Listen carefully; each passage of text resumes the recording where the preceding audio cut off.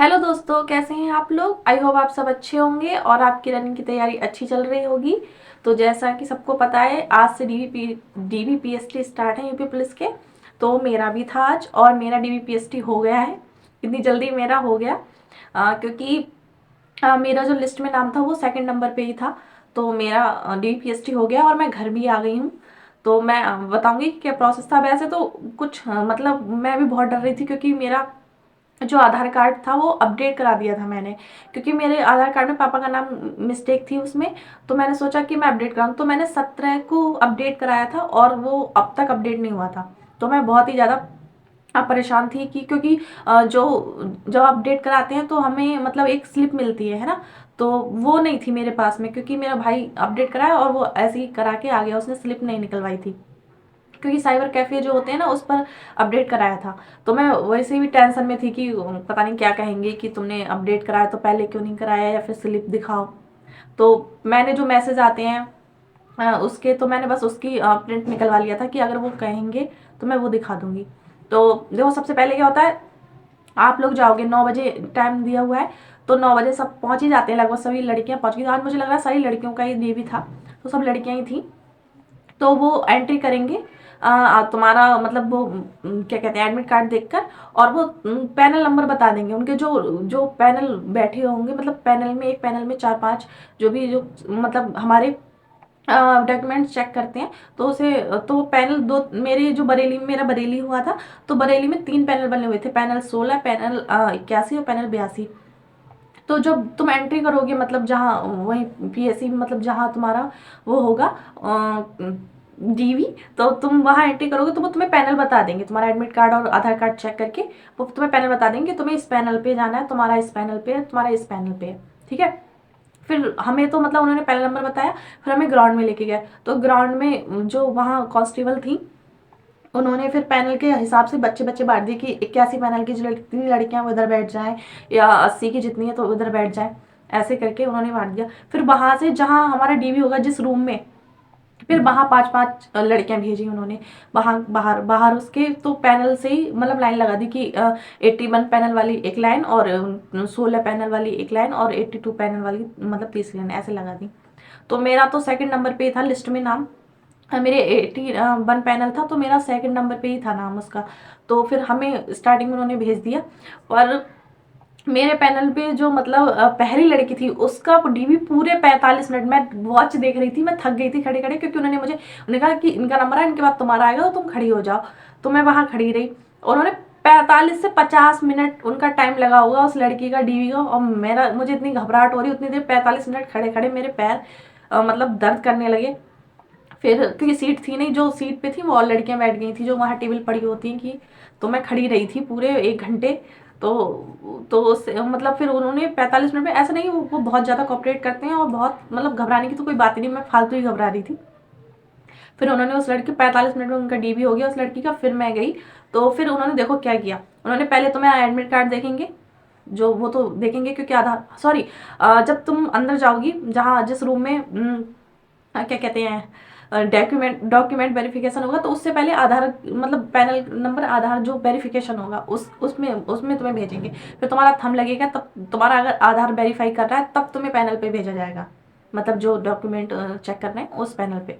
तो फिर उस पर गई, फिर उन्होंने पहले एडमिट कार्ड मांगा, फिर एप्लीकेशन फॉर्म मांगा, फिर उन्होंने हाई स्कूल की मार्कशीट ली, और फिर उन्होंने इंटर की मार्कशीट चेक करी।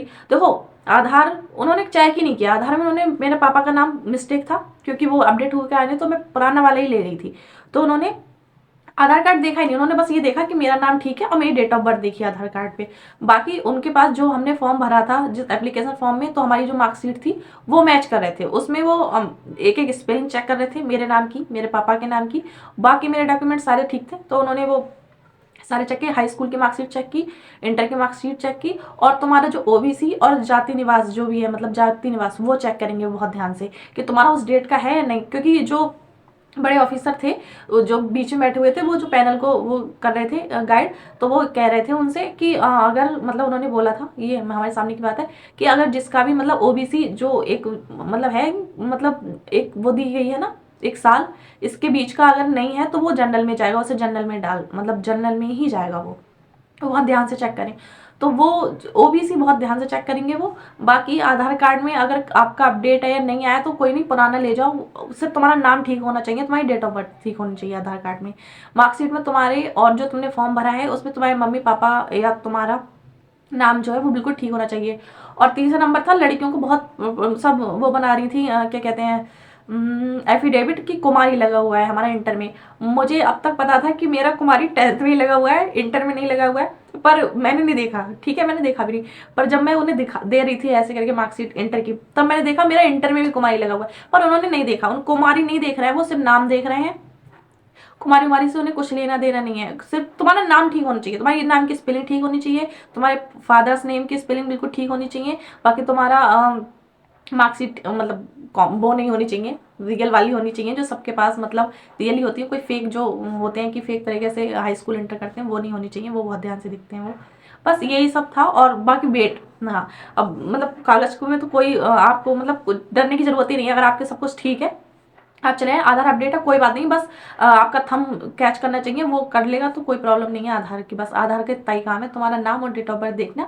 बाकी और जो इन्फॉर्मेशन होगी वो मार्कशीट से देखेंगे, वो चेक करेंगे, क्योंकि उन्हें जो तुमने फॉर्म भरा था वो उनके डाटा उनके पास पहले से ही है, पूरा प्रिंट निकला हुआ होगा उनके, तुम्हारी जो हाई स्कूल की मार्कशीट तुमने जो लगाई थी, इंटर की जो मार्कशीट लगाई थी वो सब उनके पास थी, उससे मैच करेंगे कि वही मार्कशीट दिखा रहे हो तुम्हें या नहीं, ठीक है। बाकी कागज बस 4-5 यही तो कागज हैं, एक हाई स्कूल की मार्कशीट, इंटर की मार्कशीट और ओबीसी और जाति निवास जिसका है, जनरल वालों का वो भी नहीं। तो बस बाकी उसमें तो कोई टेंशन की बात नहीं, बहुत अच्छे से करना है वो। और बल्कि मैं जब बैठी तो मैं वैसे ही 1 घंटे से खड़ी खड़ी थी और मेरी बॉडी वैसे ही घबराने लगी क्योंकि मैं थक गई थी।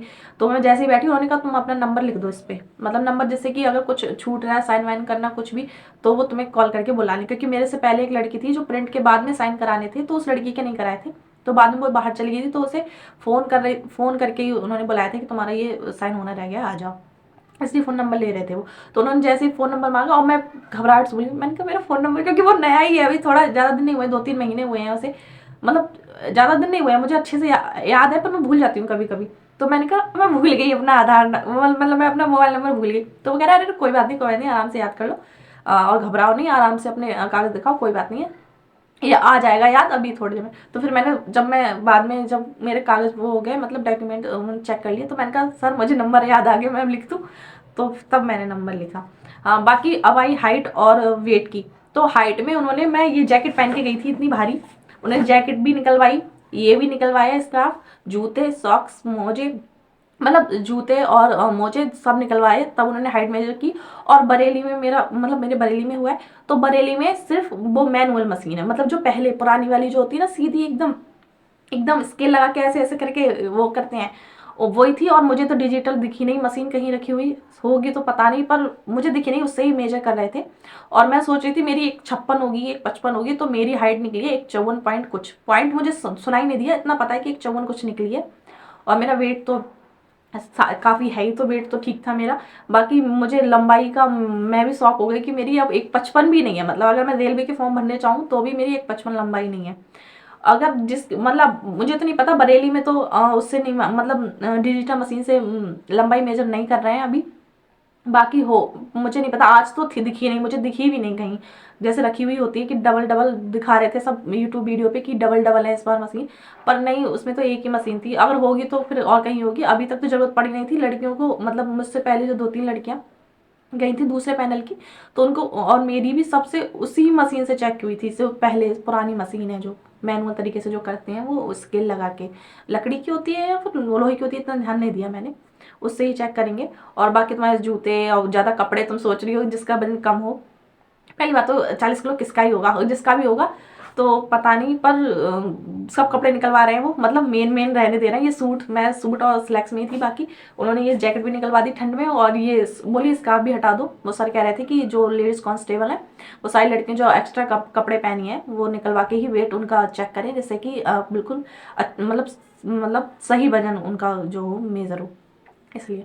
तो बस इतना ही, और बाकी मैं तेज़ी से बक बक कर रही हूँ, कुछ सब मतलब पूरी वीडियो का सार यही है कि मतलब घबराने की कोई ज़रूरत नहीं है, बहुत अच्छे से कर रहे हैं वो, खुद कोऑपरेट करते हैं तुम्हें जब तुम डीवी कराओगे, बिल्कुल घबराना नहीं, कुछ भी नहीं, बस बहुत अच्छे से करेंगे वो। और जब तक बहुत बड़ी मिस्टेक नहीं हो तो ऐसा कोई नहीं, डीवी में कोई नहीं निकालता, बाकी लंबाई उम्बाई का पता नहीं, अगर डिजिटल मशीन है तो अच्छी बात है, और अगर ऐसी मशीन है जो मैनुअल वाली जो बरेली में थी, जो जिससे मेरी मेजर हुई है, तो उसमें जिसकी पूरी पूरी लंबाई हो उसको थोड़ा डर लग सकता है। बाकी मैं प्रे करूँगी कि सबकी लंबाई अच्छे से हो जाए और सबका डीवी क्वालिफाई हो जाए। बेस्ट ऑफ लक सबके लिए।